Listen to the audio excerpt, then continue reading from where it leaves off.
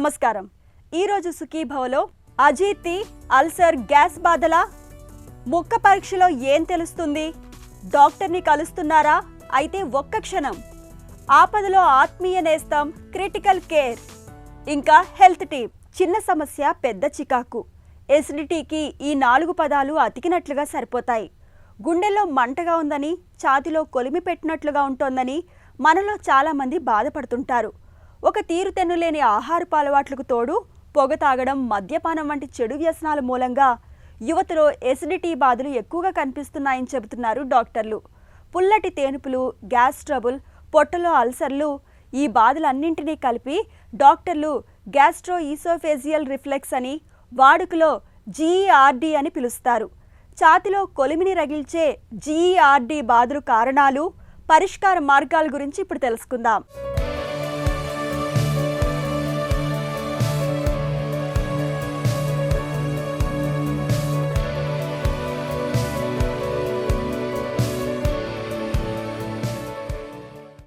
ఎంత ఆరోగ్యవంతుడికైనా కడుపులో గ్యాస్ పైకి ఎగజిమ్ముతూ ఇబ్బంది పెట్టడం అనేది మనలో చాలామందికి అనుభవమే. గ్యాస్ పైకి ఎగదన్నుకు వస్తూ ఉండటంతో ఛాతీ అంతా పట్టేసినట్టుగా ఉంటుంది. దీంతో గుండెపోటేమో అన్నంత ఆందోళనకు గురవుతూ ఉంటారు చాలామంది. ఆహారం తినగానే ఛాతీలో మంట మొదలవుతూ ఉంటుంది. పదే పదే పులితేనుపులు వస్తూ ఉంటాయి. తిన్న ఆహారంలోని మెతుకులు తిరిగి గొంతులోకి వస్తూ ఉంటాయి. గ్యాస్, ఎసిడిటీ, పులితేనుపులు, ఈ సమస్యలను అన్నిటినీ కలిపి వైద్య పరిభాషలో గ్యాస్ట్రో ఈసోఫేజియల్ రిఫ్లెక్స్ డిసీజ్ అని, వాడుకలో జీఈఆర్డీ అని పిలుస్తారు. గ్యాస్, ఎసిడిటీ, అల్సర్ల బాధలకు గాడి తప్పిన ఆహారపు అలవాట్లు, పొగ, మద్యం వంటి వ్యసనాలు, అధిక బరువు, స్థూలకాయాన్ని కారణాలుగా చెబుతారు నిపుణులు. జీఈఆర్డీ అంటే gastro oesophageal reflux disease. Basically మన పొట్ట లోపల యాసిడ్ అనేది తయారవుతుంది జరుగుతుంది. మనం ఆహారం తీసుకున్నప్పుడు ఈ యాసిడ్ అనేది మన ఆహారంతో మిక్స్ అయ్యి మన జీర్ణ ప్రక్రియకి హెల్ప్ చేయడం జరుగుతుంది. కానీ కొంతమందిలో ఈ యాసిడ్ అనేది పొట్ట లోపల నుంచి అన్నవాహికలోకి, నార్మల్గా అబోరల్ మూమెంట్ అనేది నార్మల్, అంటే పొట్ట లోపల నుంచి చిన్న పేగు లోపలికి మూవ్ అవ్వాల్సిన ఫుడ్ పార్టికల్స్ కానీ ఈ కొంతమందిలో యాసిడ్ రిఫ్లెక్స్ అనగా అన్నవాహికలోకి పైకి రావటం జరుగుతుంది. మన అన్నవాహిక యాసిడ్ని తట్టుకునే కెపాసిటీ అసలు ఉండదు. ఎప్పుడైతే అన్నవాహిక లోపలికి యాసిడ్ వస్తుందో దానివల్ల వచ్చే సిమ్టమ్స్ని మనం గ్యాస్ట్రోఎసోఫేజియల్ రిఫ్లెక్స్ డిసీజ్ అనే కాంప్లెక్స్ డిసీజ్ లాగా డయాగ్నోస్ చేసుకోవచ్చు. Most common symptom GERD, gastroesophageal reflex డిసీజ్ది హార్ట్ బర్న్, గుండెల్లో మంటలాగా చాలా ఎక్కువ మంది, అట్లీస్ట్ 75 to 80% హార్ట్ బర్న్ లాగానే చెప్తారు. ఈ హార్ట్ బర్న్ అనేది తినగానే ఎక్కువగా ఉండటం, పడుకునగానే ఎక్కువగా అనిపిస్తాం, పొద్దున్నే నిద్ర లేవగానే గొంతులో మంటలాగా, డ్రైనెస్ ఆఫ్ ద థ్రోట్ లాగా ప్రజెంట్ అవుతాం. ఇవి మోస్ట్ కామన్గా మనం వినే సిమ్టమ్స్. అరుదుగా మనం చూసేవి విపరీతమైన లెఫ్ట్ సైడెడ్ చెస్ట్ పెయిన్. ఈ చెస్ట్ పెయిన్ లెఫ్ట్ హ్యాండ్కి రేడియేట్ అవుతుంది. ఇదేదో హార్ట్ అటాక్ సంబంధించిందేమోనని భయపడే వాళ్ళు కూడా చాలామంది ఉంటారు. ఇలాంటి సిమ్టమ్స్తో కూడా జీఈఆర్డీ ప్రజెంట్ అయ్యే అవకాశం ఉంటుంది. సాధారణంగా మనం ఆహారం తీసుకున్నప్పుడు అది గొంతులో నుంచి అన్నవాహిక ద్వారా పొట్టలోకి చేరుతుంది. తిన్న ఆహారం కానీ, పొట్టలోని ఆమ్లం కానీ తిరిగి మళ్ళీ పైకి రాకుండా ఉండేందుకు అన్నవాహిక మొదట్లో ఒక కవాటం ఉంటుంది. ఏ కారణంగానైనా ఈ కవాటం దెబ్బతిన్నప్పుడు, వదులుగా మారినప్పుడు పొట్టలోని ఆమ్లం పైకి ఎగదన్నుకు రావటం మొదలవుతుంది. దీంతో ఛాతీలో మంట, తేన్పులు వంటి లక్షణాలు కనిపిస్తాయి. మసాలా పదార్థాల్ని ఎక్కువగా తినటం, వేళకు భోజనం చేయకపోవటం, ఎక్కువగా ఒత్తిడికి లోను కావటం, ఇవన్నీ కవాటాన్ని దెబ్బతీసే కారణాలే. ఈ జీఈఆర్డీ అనేది చిన్న వయసులో నుంచి, అంటే యంగ్ పీపుల్లో నుంచి ఓల్డ్ ఏజ్ పీపుల్లో మనం చూస్తాం జరుగుతుంది. ఫస్ట్ మనం యంగ్స్టర్స్లో లెస్ దాన్ 40 yearsలో మనం చూసుకుంటే ముఖ్యంగా ఆహారపు అలవాట్లు. ఈ ఆహారంలో ఎక్కువగా ఆయిలీ ఫుడ్, ఫ్యాటీ ఫుడ్ ఉండటం, తినగానే పడుకునే అలవాటు చాలామందిలో ఉంటుంది. ఇలాంటి అలవాట్లు ఉండటం, తినే ఆహారంలో కాయగూరలు, పండ్లు అంటే ఫైబర్ కంటెంట్ బాగా తక్కువగా ఉండటం, ఇలాంటివి ప్రాబ్లమ్స్ యంగ్ పీపుల్లో, మనం లెస్ దాన్ 40 పీపుల్లో చాలామందిలో చూస్తాం జరుగుతుంది. 40 సంవత్సరాల పైన పడిన వాళ్ళలో మనం ఈ జీఈఆర్డీ అనేది ఎక్కువ శాతం మందిలో మనం ఈ హయాటస్ హెర్నియా, సో బేసిక్లీ ఈ డయాఫ్రమ్, ఈ మన చెస్ట్ క్యావిటీకి అబ్డామినల్ క్యావిటీకి డివైడ్ చేసే మజిల్ ఒకటి డయాఫ్రమ్ అంటారు. ఈ డయాఫ్రమాటిక్ క్రస్ అనేది ఈ జంక్షన్, ఈ గ్యాస్ట్రోఇసోఫేజియల్ జంక్షన్కి చాలా స్ట్రెంగ్త్ని ఇస్తుంది. ఎప్పుడైతే వయసు పెరిగే కొద్దీ మజిల్స్ వీక్ అవుతూ ఉంటాయో ఈ జంక్షన్, ఈ స్పింక్టర్ అనేది లూజ్ అయ్యే అవకాశం చాలా ఎక్కువగా ఉంటుంది. దానివల్ల యాసిడ్ రిఫ్లెక్స్ ఎక్కువగా వచ్చే అవకాశము 40 సంవత్సరాలు పైబడిన వాళ్ళల్లో ఏజ్ పెరిగే కొద్దీ ఇంకా ఎక్కువ అయ్యే అవకాశం చాలా ఎక్కువగా చూస్తూ ఉంటాం. పొట్టలోని ఆమ్లం తరచూ ఆహార నాళంలోకి రావటం వల్ల అన్నవాహిక మెల్లగా దెబ్బతినిపోయే అవకాశం ఉంటుంది. 40 ఏళ్లు దాటిన వారిలో ఈ లక్షణాలు కనిపించినప్పుడు ఆకలి తగ్గటం, వాంతి చేసుకున్నప్పుడు రక్తం కనిపించటం, బరువు తగ్గటం వంటి లక్షణాలు కనిపించినప్పుడు తప్పకుండా ఎండోస్కోపీ చేయించాలి. ఎందుకంటే కణుతులు ఉండే అవకాశం ఉంటుంది. 40 ఏళ్ల కన్నా తక్కువ వయసు ఉన్నవారిలో ఒక కోర్సు మందులు ఇచ్చి తగ్గకపోతే అప్పుడు ఎండోస్కోపీ చేయాల్సి ఉంటుంది. కొంతమందిలో మందులు వేసుకున్నప్పుడు మాత్రమే తగ్గి మళ్ళీ బాధలు మొదలవుతూ ఉంటాయి. ఇలాంటప్పుడు ఫండోప్లికేషన్ అనే సర్జరీ చేయటం ద్వారా పొట్టలోని యాసిడ్ పైకి రాకుండా కవాటాన్ని సరిచేస్తారు. అన్ట్రీటెడ్ జీఈఆర్డీకి కొన్ని కాంప్లికేషన్స్ ఉంటాయి. మోస్ట్ ఇంపార్టెంట్ కాంప్లికేషన్ ఏంటి అంటే యాసిడ్ రిఫ్లెక్స్ కంటిన్యూస్గా ఉండటం వల్ల అన్నవాహికలో చివరి భాగము ఈ యాసిడ్కి ఎక్కువగా ఎక్స్పోజ్ అయ్యి అక్కడ మల్టిపుల్ పుండ్లు అంటే అల్సర్స్ ఫామ్ అయ్యే అవకాశం ఉంటుంది. ఈ అల్సర్స్ వల్ల రక్తవాంతులు వచ్చే అవకాశము చాలా ఎక్కువగా ఉంటుంది. ఇది మోస్ట్ ఇంపార్టెంట్ కాంప్లికేషన్. నెక్స్ట్ది యాసిడ్ రిఫ్లెక్స్ చాలా రోజులు ఉండి సడన్గా మింగుతానికి కష్టం ఉంటుంది కొంతమందికి. వీళ్ళకి ఈసోఫేజియల్ స్ట్రిక్చర్స్ అంటారు. అంటే అన్నవాహిక యొక్క చుట్టుకొలత కంప్లీట్గా తగ్గిపోయి ఆహారం కిందకి వెళ్ళటం కూడా కష్టంగా ఉంటుంది. దీన్ని ఈసోఫేజియల్ స్ట్రిక్చర్స్ అంటారు. అండ్ వెస్ట్రన్ వరల్డ్లో చాలా ఎక్కువగా ఇప్పుడు రీసెంట్గా మన భారతదేశంలో కూడా చూసే కాంప్లికేషన్ ఏంటి అంటే బ్యారెట్స్ ఈసోఫేగస్. ఎక్కువ రోజులు యాసిడ్ ఎక్స్పోజరు ఈ అన్నవాహికలో ఫుడ్ పైప్ లోపల ఉండటం వల్ల ఈ ఫుడ్ పైప్ యొక్క మ్యూకోసా నెమ్మదిగా పొట్ట యొక్క మ్యూకోసా లాగా మారిపోవటం జరుగుతుంది. అంటే ఇది ఉంటే కనుక నెక్స్ట్ కొన్ని రోజుల్లో ఈ అన్నవాహిక లోపల చివరి భాగంలో క్యాన్సర్ వచ్చే అవకాశం ఉంటుంది. ఫస్ట్ టైం కనుక డాక్టర్ దగ్గర ప్రజెంట్ అయితే ఇనీషియల్గా ట్రీట్ అండ్ టెస్ట్ అనే పాలసీ మనం ఫాలో అవుతాం. అంటే వీళ్ళకి ఇనీషియల్గా 3 వారాలకి ప్రోటాన్ పంప్ ఇన్హిబిటర్ అంటే ఇసోమిప్రెజోల్, రాబిప్రజోల్, ప్యాంటోప్రజోల్ ఇలా చాలా మందులు ఉంటాయి. ఇది మనం 3 వారాలు ట్రీట్ చేస్తాం. ఈ సిమ్టమ్స్ కనుక ఇంప్రూవ్ అయిపోతే వీళ్ళకి ఫర్దర్గా ఏం టెస్టులు చేయాల్సిన అవసరం ఉండదు. ఈ ట్రీట్మెంట్ ఆల్రెడీ తీసుకుని మన దగ్గరకు వచ్చిన వాళ్ళు లేకపోతే దీర్ఘకాలికంగా ఈ సిమ్టమ్స్తో ఇబ్బంది పడే వాళ్ళల్లో first and foremost thing systemic కాజెస్ని ఎక్స్క్లూడ్ చేసుకుంటానికి initial blood tests like diabetes ఎలా ఉంది, థైరాయిడ్ ప్రాబ్లమ్స్ ఏమన్నా ఉన్నాయా, ఇవి మనం ఇనీషియల్గా చేసుకుంటాం.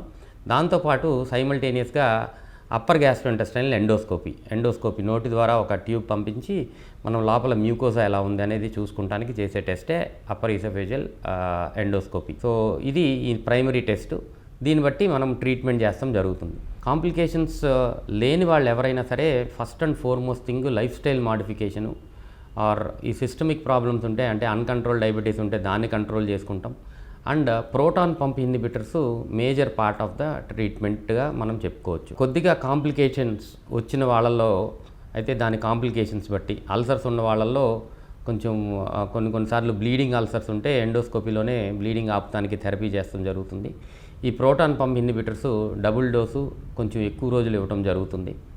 స్ట్రిక్చర్స్ అయితే అన్నవాహిక దగ్గరికి వచ్చేసి స్ట్రిక్చర్స్ ఉండి మింగుతానికి కష్టంగా ఉంటే ఎండోస్కోపీలోనే వీళ్ళకి డైలటేషన్ అంటే దారిని పెద్దది చేయటం, మళ్ళీ వీళ్ళకి proton pump inhibitors double dose కొంచెం ఎక్కువ డోసుతో ఎక్కువ రోజులు ఇవ్వటం జరుగుతుంది.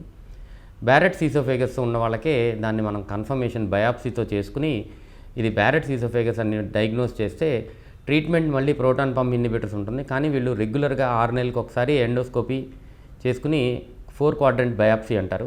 ఎక్కడైనా సరే ఎర్లీ స్టేజ్లో క్యాన్సర్ వస్తుంటే మనం డిటెక్ట్ చేయగలుగుతాము. దాన్ని ఇమీడియట్గా సర్జరీస్ అయ్యి కాకుండా లోకల్ ఎండోస్కోపీగానే అబ్లేట్ చేసే అవకాశం ఉంటుంది. గ్యాస్, ఎసిడిటీ, అల్సర్ వంటి బాధలకు దూరంగా ఉండాలి అంటే ఆహారపరమైన జాగ్రత్తలతో పాటు జీవనశైలిలోనూ కొన్ని ప్రత్యేక జాగ్రత్తలు తీసుకోవాలి. కొవ్వు పదార్థాలని, నూనె పదార్థాలని సాధ్యమైనంత తక్కువగా తీసుకోవాలి. కాఫీ, టీలను, కారం, మసాలాల్ని ఎంత తగ్గిస్తే అంత మేలు. తిన్న వెంటనే పడుకునే అలవాటు ఎసిడిటీని మరింతగా పెంచుతుంది. బరువును అదుపులో ఉంచుకోవాలి. పొగ, మద్యం అలవాట్లకు దూరంగా ఉండాలి. మానసిక ఒత్తిళ్లు, ఆందోళనల్ని తగ్గించుకోవాలి. నిర్ణీత వేళకు భోజనం చేయటం, అది కూడా ప్రశాంతంగా తినటాన్ని అలవాటు చేసుకోవాలి. ఒంట్లో జబ్బేదో అంతుపట్టనప్పుడు, సాధారణ పరీక్షలతో ఫలితం కనిపించినప్పుడు డాక్టర్లు బయాప్సీ పరీక్షను చేయించుకోవాల్సిందిగా సూచిస్తుంటారు.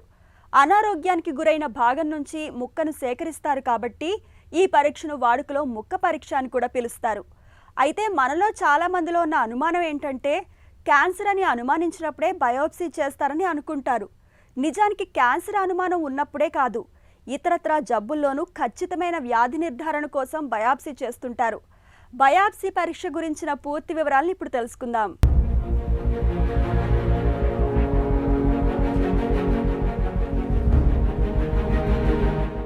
సాధారణ రక్త పరీక్షలు, ఎక్స్రేలు, స్కానింగులు ఎన్ని చేసినా ఒక్కోసారి వ్యాధి మూలాల్ని పసిగట్టడం కష్టంగా మారుతుంటుంది. ఇలాంటప్పుడు డాక్టర్లు బయాప్సీకి సిఫారసు చేస్తుంటారు. దీన్నే వాడుకలో ముక్క పరీక్ష అని కూడా పిలుస్తారు.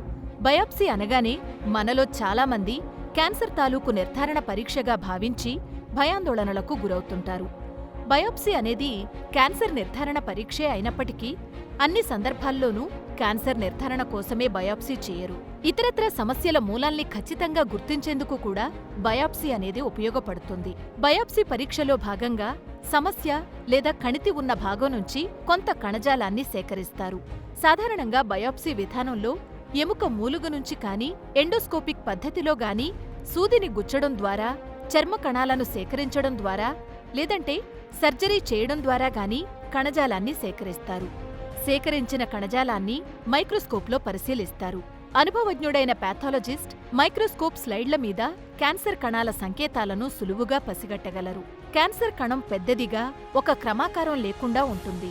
కణం లోపల ముదురు రంగులో కేంద్రకాన్ని కలిగి ఉంటుంది. ఈ సంకేతాలను ఆధారంగా చేసుకుని బయాప్సీ సాయంతో అది ఏ రకమైన క్యాన్సర్ అన్నదాన్ని నిర్ధారిస్తారు. బయాప్సీలో ఫలితం నెగిటివ్గా వచ్చినప్పటికీ క్యాన్సర్ ఉండొచ్చన్న అనుమానం బలంగా ఉన్నప్పుడు డాక్టర్లు మరొకసారి కూడా బయాప్సీ పరీక్ష చేస్తారు. ఆసుపత్రికి వెళ్లాల్సి వచ్చినప్పుడు, డాక్టర్ని కలవాల్సి వచ్చినప్పుడు మనలో చాలా మందికి మనసులో ఒకటే గుబులుగా ఉంటుంది. డాక్టర్ చాలా హడావుడిగా ఉంటారేమో, మన బాధలన్నీ వింటారో వినరో అని ఆందోళన పడుతుంటారు. ఈ ఆందోళనలో కొంతవరకు వాస్తవం ఉంది. డాక్టర్లు చాలా వరకు పేషెంట్లతో బిజీగా ఉంటారు. ఇలాంటప్పుడు మనకు ఇచ్చిన సమయంలోనే మన అనారోగ్యానికి సంబంధించిన ముఖ్యమైన సమాచారం చెప్పగలగాలి. ఇందుకు ఆసుపత్రికి వెళ్ళి డాక్టర్ని కలవడానికి ముందే ప్రత్యేకంగా సిద్ధం అవ్వాలి. అప్పుడే మనం ఏ విషయాన్ని మర్చిపోకుండా డాక్టర్ని అడిగే అవకాశం ఉంటుంది. డాక్టర్ని కలవడానికి వెళ్తున్నప్పుడు ఏమేం అడగాలో, ఏమేం చెప్పాలో ఇప్పుడు తెలుసుకుందాం.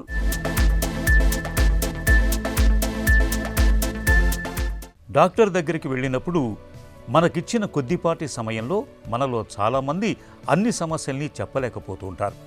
కొన్ని చెబితే మరికొన్నింటిని మర్చిపోతుంటారు. తీరా ఇంటికొచ్చాక అరే, ఈ విషయాన్ని డాక్టర్ని అడిగి ఉండాల్సింది అని బాధపడుతూ ఉంటారు.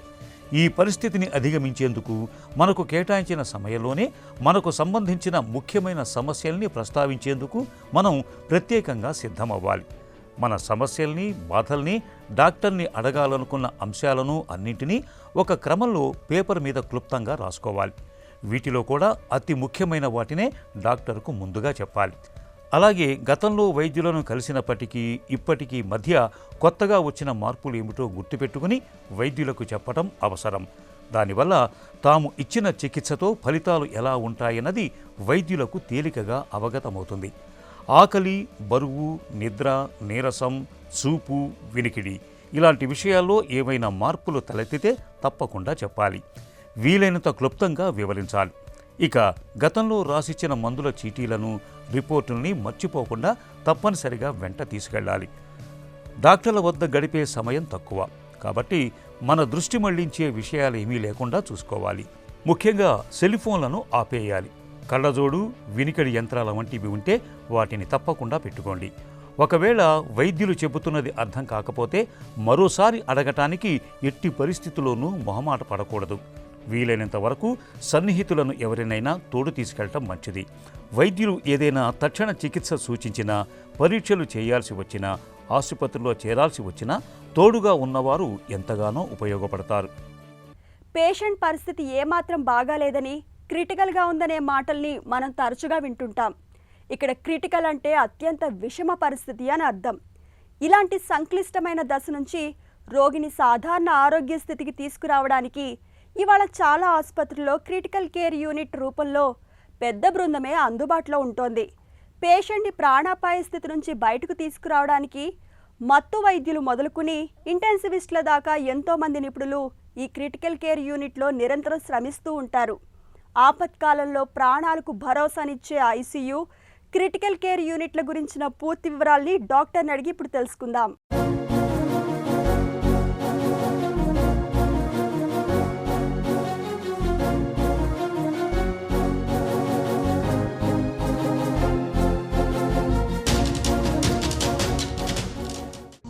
క్రిటికల్ కేర్ అంటే ఏంటి? ఈ విభాగం ప్రాధాన్యం ఏంటి? కొంతమంది పేషెంట్స్ మనకి చాలా అత్యంత విషమ పరిస్థితిలో వస్తూ ఉంటారు. సో వాళ్ళని ఆ విషమ పరిస్థితి నుంచి సాధారణ పరిస్థితికి తీసుకురావడానికి హాస్పిటల్లో ఉండే ఒక సంరక్షణ ప్రదేశాన్నే మనం క్రిటికల్ కేర్ అని చెప్పుకోవచ్చు. క్రిటికల్ కేర్ ప్రాధాన్యం అంటే క్రిటికల్ కేర్ అనేది రోగి ప్రధాన డాక్టరే కాకుండా డాక్టర్ల బృందంతో నడపబడే ఒక ప్రదేశం. ఇందులో ఈ క్రిటికల్ కేర్లో మనం పేషెంట్కి నిరంతరం చికిత్స అండ్ పేషెంట్ యొక్క వైటల్స్ మానిటరింగ్ అన్నీ జరుగుతూ ఉంటాయి. ఎలాంటి పేషెంట్లకు క్రిటికల్ కేర్ అవసరం ఉంటుంది? సో క్రిటికల్ కేర్ అవసరం అనేది సాధారణంగా పాయిజనింగ్ పేషెంట్స్ కానీ, హార్ట్ అటాక్ పేషెంట్స్ కానీ, పెరాలసిస్ వచ్చిన పేషెంట్స్ కానీ, లేకపోతే హై రిస్క్ సర్జరీస్ జరిగినప్పుడు, ట్రాన్స్ప్లాంట్ సర్జరీస్ అలాంటివి జరిగినప్పుడు వాళ్ళని అబ్జర్వేషన్లో పెట్టడానికి కానీ, లేకపోతే కొంతమంది పేషెంట్స్ రక్తంలో ఇన్ఫెక్షన్తో వస్తూ ఉంటారు, బీపీ డౌన్ అయ్యి, అలాంటి పేషెంట్స్కి క్రిటికల్ కేర్ అవసరం అనేది ఉంటుంది. క్రిటికల్ కేర్ స్పెషలిస్టులను ఇంటెన్సివిస్టులని ఎందుకు పిలుస్తారు? సో క్రిటికల్ కేర్లో ఉండే డాక్టర్స్ అందరూ పేషెంట్కి నిరంతరం 24/7 ట్రీట్మెంట్ ఎలా ఇవ్వాలి, వాళ్ళు ట్రీట్మెంట్కి ఎట్లా రెస్పాండ్ అవుతున్నారు అని అబ్జర్వ్ చేసి వాళ్ళ నాలెడ్జ్ అండ్ స్కిల్స్ ఉపయోగించి ప్రతి క్షణం నిరంతరం పనిచేస్తూ ఉంటారు. కాబట్టి వాళ్ళని ఇంటెన్సివిస్టులు అని అంటారు. అత్యవసర కేసుల్లో క్రిటికల్ కేర్ స్పెషలిస్టుల సేవలు ఎలా ఉంటాయి? పేషెంట్ వచ్చిన కండిషన్ని బట్టి క్రిటికల్ కేర్ స్పెషలిస్టులు ట్రీట్మెంట్ ఇవ్వడం జరుగుతుంది. సో ఒక పేషెంట్ ఆక్సిజన్ తీసుకోవడానికి ఇబ్బంది పడుతున్నారు అంటే బ్రీదింగ్ ప్రాబ్లమ్స్తో వచ్చారు. సో అలాంటి వాళ్ళకి మనం ఇమ్మీడియట్గా కృత్రిమ శ్వాస వెంటిలేటర్ ద్వారా అందించాల్సి వస్తుంది. అలాగే ఐసీయూలో ఉండే పేషెంట్స్కి సాధారణంగా మనకి ఎక్కువ ఇంజెక్షన్స్ ఇవ్వడం కానీ, లేకపోతే ట్రీట్మెంట్లో పలు రకాల ట్రీట్మెంట్స్ ఉంటాయి. సో ఇవన్నీ ఇవ్వడానికి మనకి ఐవీ లైన్స్ ఇలాంటివి అనేది కొన్నిసార్లు సరిపడకపోవచ్చు. సో వాళ్ళకి మనం సెంట్రల్ లైన్ అనే ఒక ఇంజెక్షన్ పెడతామన్నమాట. సో ఇలాంటివి. తర్వాత కంటిన్యూస్ బీపీ మానిటరింగ్, కొంతమందికి బీపీ డౌన్ అయి వస్తూ ఉంటారు.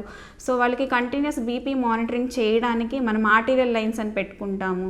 తర్వాత వెంటిలేటర్స్ కూడా different types of modes of ventilators పెట్టాల్సి వస్తుంది. అలాగే వెంటిలేటర్ అవసరం లేకుండా కొంతమందికి మనం ఆక్సిజన్ని ఎన్ఐవి అంటే నాన్ ఇన్వేజివ్ వెంటిలేషన్ అంటారు.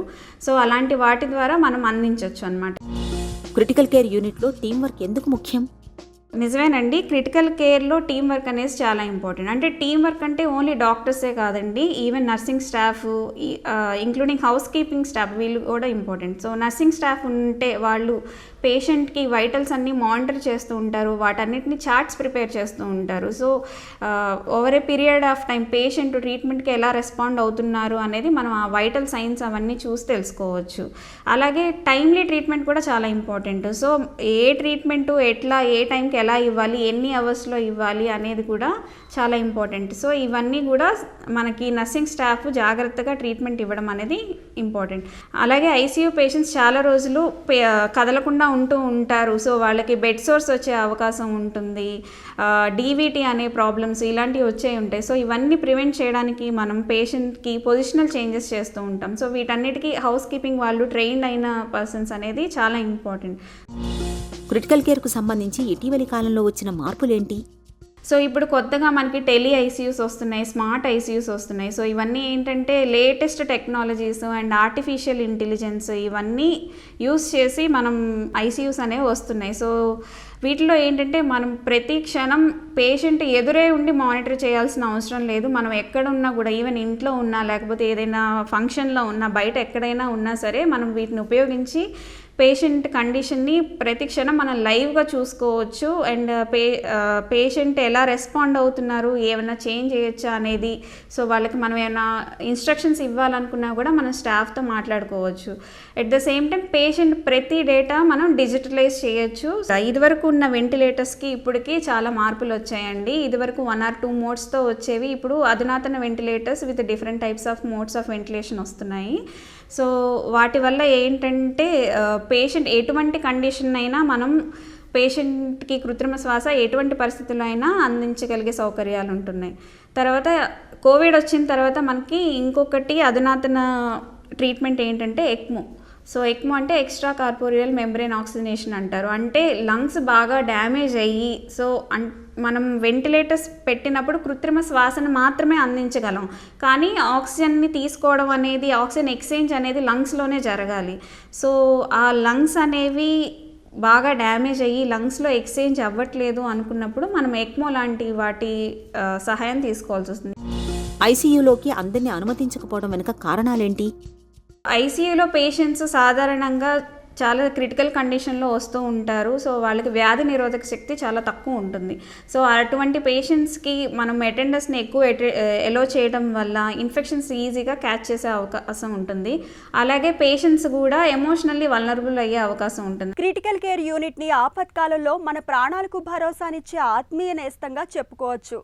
ప్రాణం రెపరెపా కొట్టుకునే సంక్లిష్ట స్థితి నుంచి మనల్ని సురక్షితమైన స్థితికి తీసుకువచ్చే వరకు నిపుణులైన వైద్య బృందం క్రిటికల్ కేర్ యూనిట్లో నిరంతరం శ్రమిస్తూనే ఉంటారు.